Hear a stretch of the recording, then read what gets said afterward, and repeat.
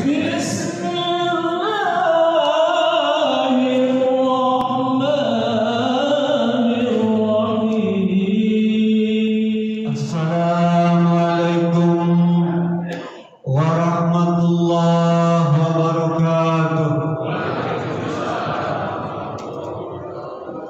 Bismillah, alhamdulillah, wassalatu ala rasulillah, wala hawla wala quwwata illa billah. Amma ba'du. Yang terhormat Ketua DKM Masjid Muhajirin serta jajarannya, yang terhormat Ketua RW 13 serta seluruh pengurus, yang dirahmati Allah Subhanahu wa taala, akhin al-kiram Ustaz Nunu Jakaria serta bapak-bapak, rekan-rekan sejawat jamaah Masjid Muhajirin. Pagi ini saya akan mengutip sebuah hadis mutawatir. Jadi yang meriwayatkan banyak sekali, Pak. Dan ini hadis ma'ruf, sangat populer, terkenal. Dan dia menjadi salah satu atau banyak rujukan dijadikan sebagai sumber hukum untuk beberapa amalan.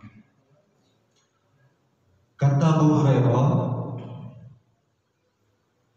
Ja'a rajulun li Rasulillah sallallahu alaihi wasallam wa qala ya Rasulullah halaktu salasa marrat.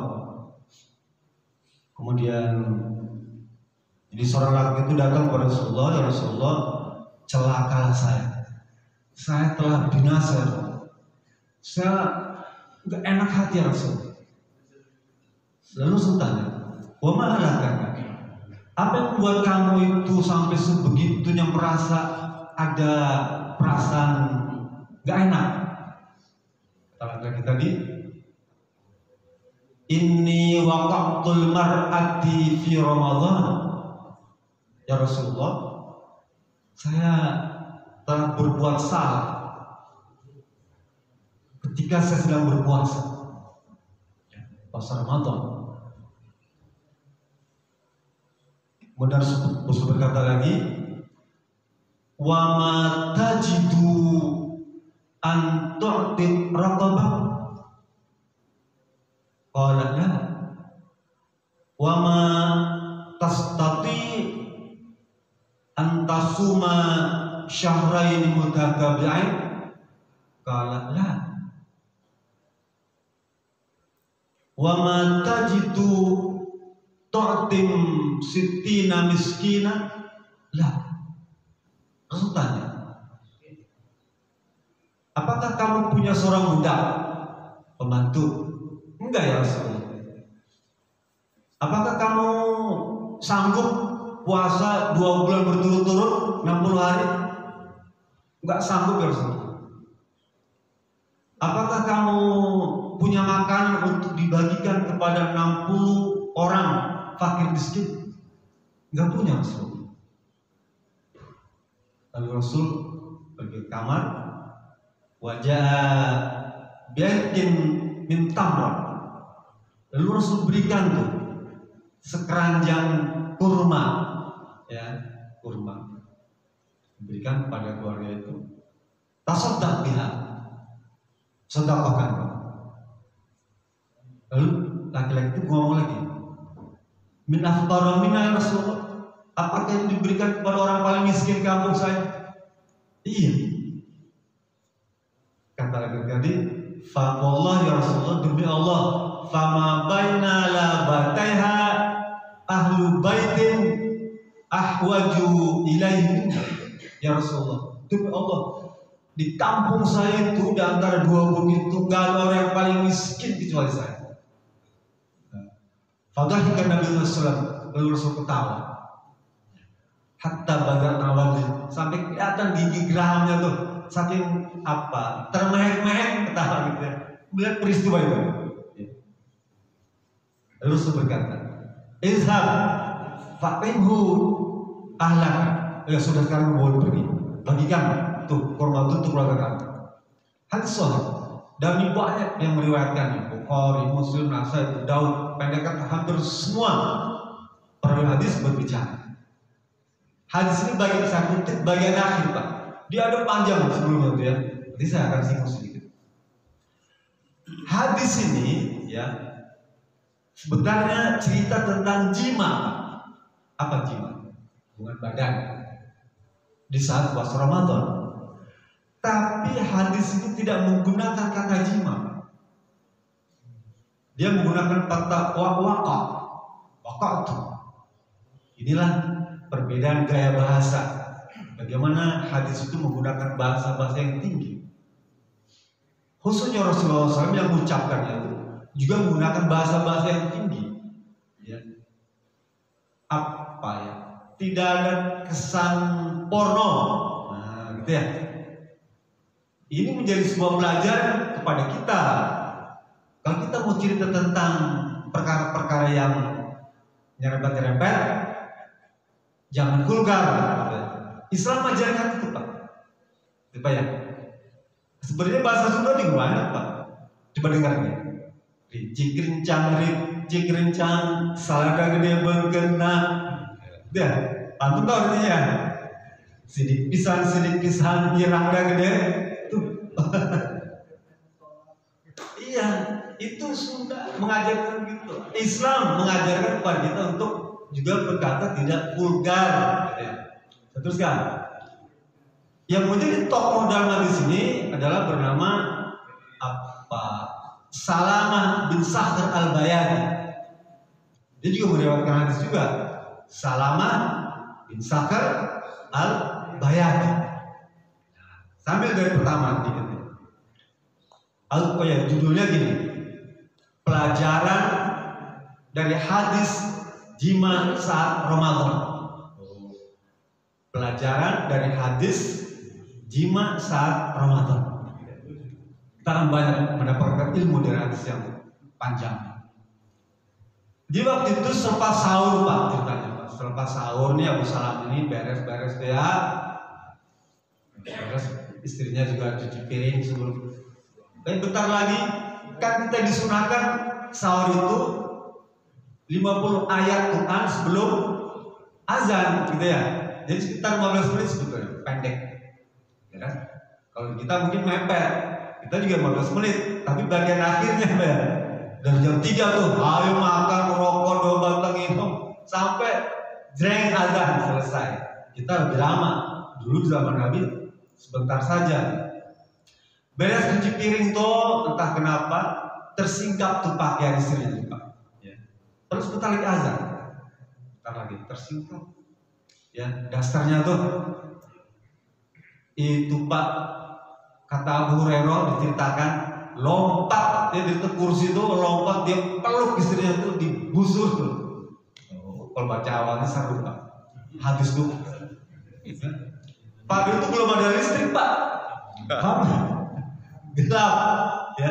Tapi namanya puasa Pak, godanya tinggi Pak. Kata Rasulullah, inna idhamal jaza ala idhamil bala. Sesungguhnya besarnya ganjaran itu ya sangat bergantung dengan besarnya ujian. Puasa ini Pak ganjarannya gede. Kira-kira mungkin gak Allah ngasih ganjaran besar tanpa ujian yang besar juga? Gak mungkin. Jadi puasa jangan Bapak kira anggap enteng, berat ujiannya Pak. Lalu ini sahabat Nabi Abu Salam bin Sakhr, dia sahabat Nabi Pak. Orang ngerti hukum, ngerti dia hukum dia. Dulu nggak ada listrik, gelap itu masih kelihatan, masih terpikat dia. Sekarang lebih terang lagi. Lah kita panggil ya godaan puasa nih. Ngelihat nini itu udah sama ngeliat jamur. Apa jamur? Ada yang tahu? Gak ada parodi ya. Parodi saya tahunya dari parodi itu yang sering saya sampaikan. Dia bilang di sana tuh di Pangalengan banyak jamur Pak. Oh sumpah, bukan. Janda muda di bawah umur. Jadi kalau kita puasa nih, ngeliat diri itu kayak ngeliat jamur Pak. Itu Pak, godaannya besar puasa nih Pak. Sama dengan Abu Salama Al-Bayadi, dia sahabat Nabi Pak, orang pintar, orang ulama lah ya, sahabat. Langsung Pak, sampai azan itu belum selesai Pak. Azan berkumandang dia terus ya, terus ya. Sampai kagok mungkin ya. Udah beres selesai mungkin dia ada penyesalan. Oh, dulu saya melanggar hukum nih. Melanggar hukum, udah tahu dia melanggar hukum tuh.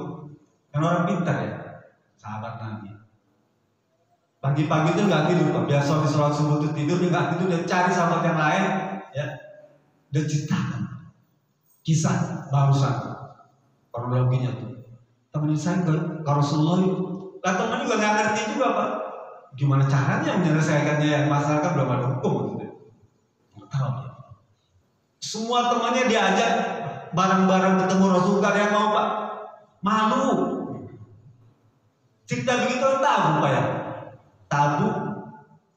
Cerita urusan kasur tabu. Dulu udah tahu, gak ada yang mau satupun diajak. Waduh dia sedih Pak. Akhirnya dia nyelonong datang ke Rasulullah sendiri tuh. Nah hadis tadi tuh gitu ya. Ya Rasulullah, celaka saya. Kenapa celaka? Saya begini-begini Rasulullah. Ya sudah harus bilang ini penjelasannya begini. Tuh, cari pembantu, budak bebaskan. Ya Rasulullah, saya boro-boro punya pembantu, kalau di rumah aja untuk makan aja susah. Gitu ya. Udah kalau gitu kamu puasa udah 60 hari. Waduh ya Rasulullah, puasa 60 hari. Satu hari sudah kakak begini. Apalagi suruh 60 hari, gak sanggup ya Rasulullah. Tuh, kalau gitu kamu ini dah cari makanan bagikan ke 60 fakir miskin. Gak punya Rasulullah. Oh saya di kampung paling miskin. Akhirnya Rasul berikan kurma tadi.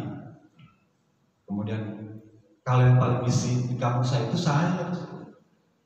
Lalu Rasul tertawa, terbahak-bahak. Lah pelajaran kita bisa ambil di sini pertama tentang puasa kifarat. Ya.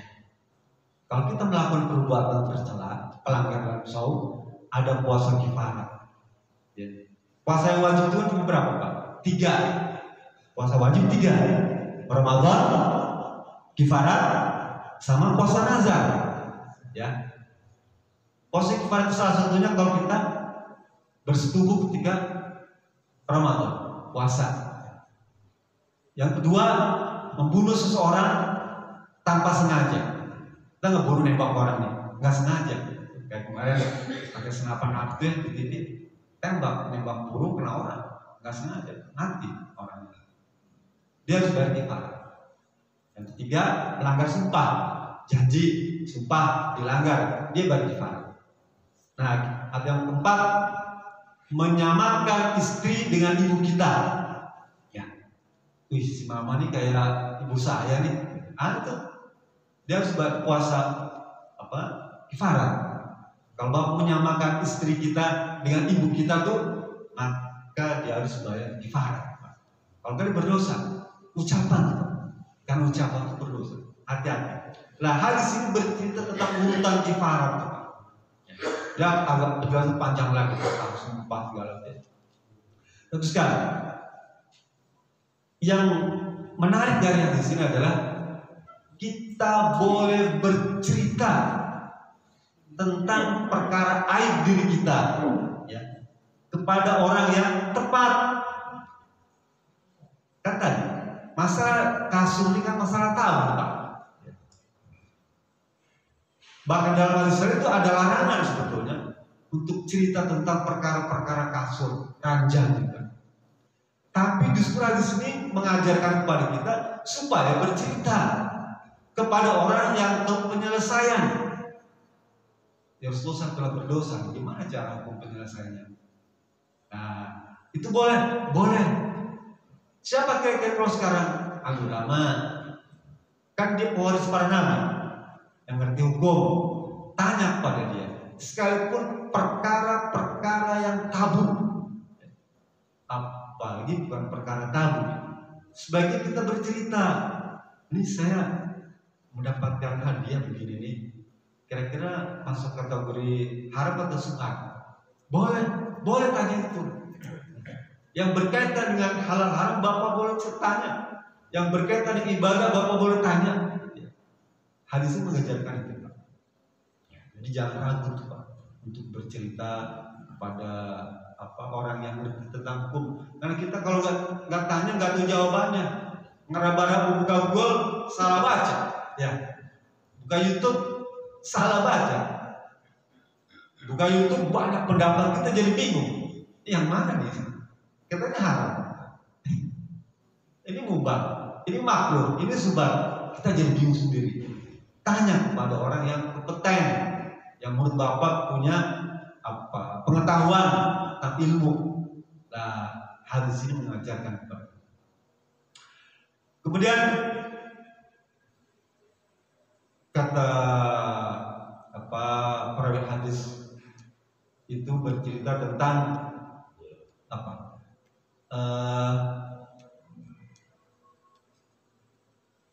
bagaimana hukum kalau kita melakukan jima.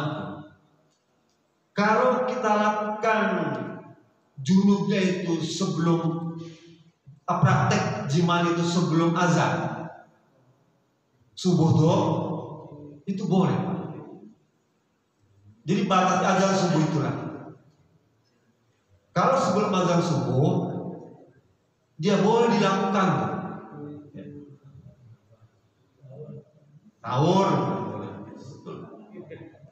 dia tidak terkena hukum, sekalipun mandi janabahnya selepas subuh, ya. Karena mungkin di kamar mandi antri itu ada anak kita, istri kita mandi semua, maka itu boleh sebelum azan, kan belum puasa, ya. Hadis ini pada saat sahur Ramadan. Jadi kalau dilakukannya tuh misalnya setelah subuh, nanggung dan sebagainya, kalau dikit lagi sebentar lagi ya udah kena dia, nanggung dia. Tapi kalau sebelumnya, sekalipun mandinya terlambat, ya baru mandi jam 6, ya, dia boleh. Tapi jangan dilakukan sebelum subuh. Kalau Imam Syafi'i itu memberikan batasan tentang kehati-hatian. Batasnya kapan imsak tuh? Memang di zaman Nabi imsak tuh nggak ada, ya, enggak ada. Zaman Imam Syafi'i dia menetapkan imsak tuh. Untuk apa? Untuk kehati-hatian tadi. Sekitar 10 menit lah sebelum azan kan, imsak. Kalau di kampung suka dibacakan sholat tarhim. Sholat tarhim itu kita kadang-kadang suka ada juga yang kepawatan suka baca. Pada saat imsak untuk mengingatkan sudah stop makanan segala itu, bukan nggak boleh. Bahkan sekalipun udah azan, ada makanan tangan kita ini belum idza sami nida wa inna la yadayhi. Jika kamu mendengar azan, sahur nih Pak, dan makan sama sekali di tangan kamu itu, Rasul bilang, fala tabah, jangan kamu biarkan, habiskan makanan. Sekaligus sudah azan. Hadisnya begitu. Tetapi Imam Syafi'i memberikan batasan sampai imsak supaya hati-hati, ya.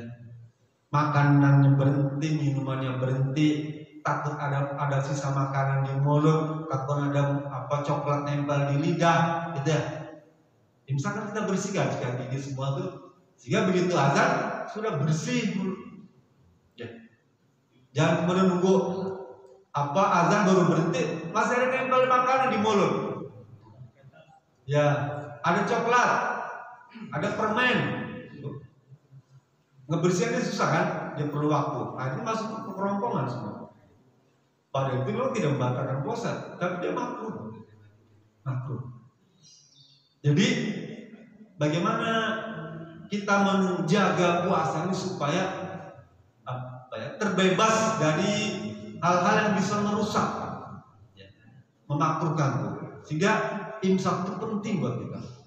Sekalipun memang sekarang ini ada yang menjadikan perkara imsak itu jadi kontroversi. Itu bagus Pak bimbingan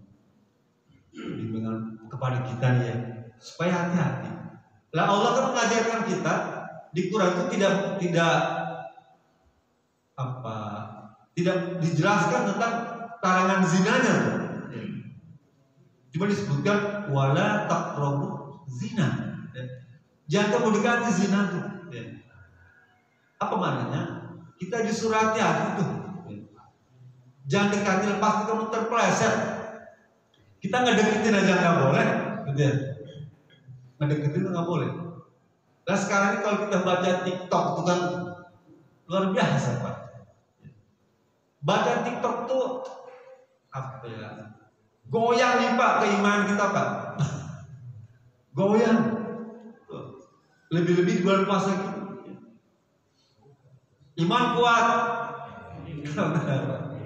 Nggak kuat. Lihat TikTok dulu. Nah, sebaiknya stop dulu selama Ramadan, kecuali malam hari begini. Stop tuh. Nah, teman-teman yang ngirimin WA tuh ya. Isinya begituan tuh. Aduh. Tadi iman kuat, ini sebelah nggak kuat. Aduh, sudah kacau juga.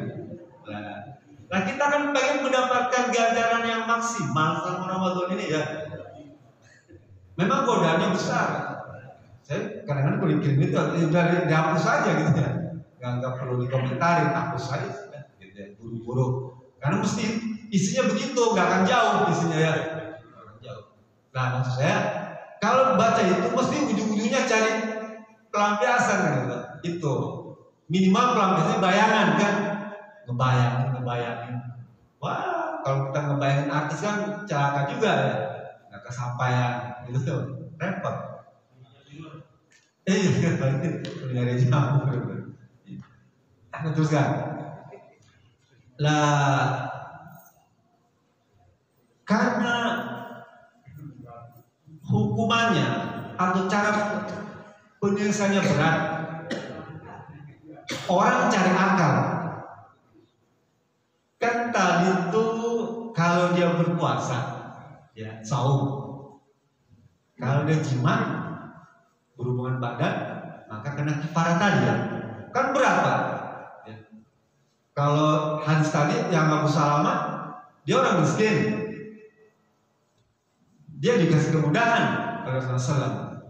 Kita punya kemampuan semua, ya. Dijajah. Kita harus bebaskan budak, puasa 60 hari, atau bagi 60 orang fakir miskin. Oke, bagi fakir miskin 60 orang. Ya, tiap hari itu kan berat juga ya, artinya kantong jempol juga. Nah perkara ini bukan ulama sekarang berbicara, dulu zaman Abu Hurairah dibicarakan. Apa bicara?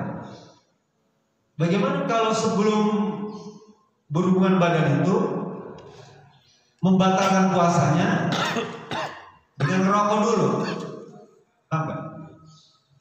Atau makan dulu. Kalau tadi kan hukum kifarat itu kalau dia batal puasa karena berhubungan badan. Sekarang membatalkan puasanya dengan makan, baru berhubungan badan. Paham nggak Pak? Atau merokok dulu kan batal tuh, baru berhubungan badan.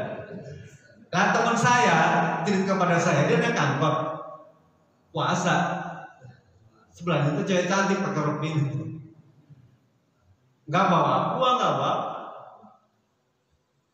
Bentar lagi beduk, cuma tinggal 1 menit tuh. Kedengeran tuh suara jalan azan. Waduh, dia bilang gimana cara batalnya? Kan sebelahnya cewek cantik, iya dicolek palanya tuh. Marah dia. Bapak tanya, masa begini? Papa nggak sopan ya? Ngolek saya begini caranya. Ngolek paha dia kalau begini. Mohon maaf ya, soalnya saya lagi puasa, jadi saya ngebatalin puasanya.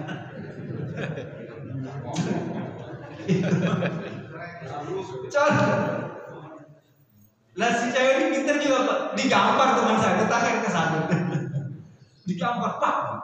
Aduh, mas itu berani kegambar laki-laki. Ya mohon maaf Pak, saya juga lagi puasa. Saya lagi puasa juga sih, kebatalnya bingung, saya gambarin, saya gambar bapak aja. Karena memang kalau bapak asbabun nuzul ayat ya tentang turunnya apa? Artinya ada sahabat Abdullah bin Umar tuh membatalkan puasa dengan apa? Dengan hubungan badan. Ya. Boleh. Membatalkan puasa dengan hubungan badan, udah beduk, udah azan, hubungan badan, batal puasa. Baru makan, boleh.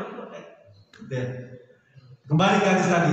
Lah pembicaranya, kalau membatalkan puasa makan dulu baru berhubungan, atau membatalkan puasa merokok dulu baru berhubungan, di mana hukumnya?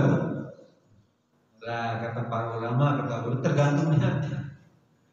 Dia niat jima itu sebelum merokok sudah ada belum? Kan yang tahu kejujuran hanya Allah ya. Yang tahu kita jujur gak kan cuma Allah Subhanahu Wa Taala. Dia jujur kan ya? Makan itu membatalkan puasa atau tujuan itu? Paham ya? Nah kita kan juga saudara perlu itu Pak. Perlu ketulusan kan? Bapak saudara nih kayak nih, Jumatan, tarawih, ngajar. Kan Bapak harus tanya diri, ini saya ikhlas ya? Ini jujur nggak? Kan yang tahu jujur dirinya kan Allah. Kalau Bapak pergi ke STT Telkom, kenceleng itu, sana nggak ada lubang ya Pak. Kan ada bolongan ya, masukin uangnya. Di sana ada apa barcode, ada OVO, ada Dana, ada GoPay, dan barcode. Jadi kalau kenceleng itu lewat, Bapak nggak bisa tuh ngambil duit dompet. Bapak sambil handphone, ceplek. Paham maksudnya? Sekarang bagi itu, nggak ada bawa duit cash. Cancel itu yang jalan itu barcode ada 5 lah. Tergantung kita punya aplikasi, duitnya apa? Dia pakai ceplek. Lah, yang tahu jujur tidak kan dirinya sendiri kan. Memang saya mau nyumbang ya. Tapi tidak sedikit yang pura-pura kan. Pura-pura ambil handphone, ya. Bapak dipindah yuk, ya. Screenshot, seret. Kan sebelah, apa? Ngirim duit kan. Padahal nggak kan cuma pura-pura aja gitu ya. Pura-pura doang. Yang penting kelihatan orang di bawah udah handphone dan ngisi duit kan gitu. Ternyata enggak kan, dia cuma pura-pura aja apa gitu, bergaya gitu kan. Nah yang tahu itu kan cuma Allah Pak, ya. Yang tahu dia bener apa nggak ngirim duit ke cancel yang jalan. Ya mungkin kita juga boleh juga yang pasang barcode rekeningnya Muhajirin, ya boleh, nggak apa-apa. Sebagai sebuah inovasi kan ke depan memang di Jakarta sudah lama sebenarnya Pak. Sumbangan dengan menggunakan barcode ya. Tidak menggunakan uang cash money. Boleh, bagus Pak. Saya senang dengan inovasi teknologi itu ya. Boleh Muhajirin pasang di situ ya, sehingga orang cuma tinggal seret. Sudah mulai. Kembali ke hadis tadi. Jadi kita pun sama. Apakah kita membatalkan puasa itu jujur karena ingin bertubuh dengan istri? Atau nggak sengaja, ya.